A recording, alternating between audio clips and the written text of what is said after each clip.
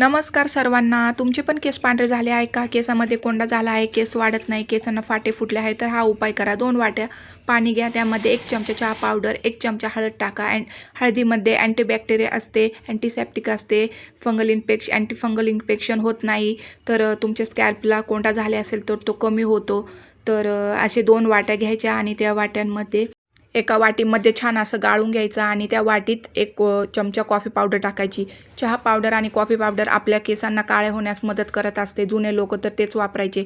मग असं निम्मे करून 2 भाग करायचे त्याचे आणि एका वाटीमध्ये तुम्ही कोणतं तेल वापरता, पॅराशूट, कोकोनट ऑइल, तर तुम्ही ते टाकू शकतात. 1 चमचा टाकायचं आणि दुसऱ्या वाटीमध्ये तुम्ही कोणता शॅम्पू वापरता तो शॅम्पू 1 पॅकेट टाकायचं आणि डोकं धुण्याच्या आदल्या दिवशी तुम्ही छान आपल्या स्कॅल्पला मसाज करायची आणि छान आपले केसांना लावून घ्यायचं आणि दुसऱ्या दिवशी मग ज्या वाटी शॅम्पू टाकलेला आहे त्या शॅम्पूने छान त्या शॅम्पू टाकलेल्या वाटीमध्ये छान त्या पाण्याने केस धुवायचे. तर बघू शकता उपाय तुम्ही आठवड्यातून 2दा करा तर नक्की तुम्हाला फरक जाणवेल. केस काळेभोर राहतील, केस कधी पांढरे होणार नाही. ताई दादा, माझ्या चॅनलला नक्की सबस्क्राईब करा. बाय.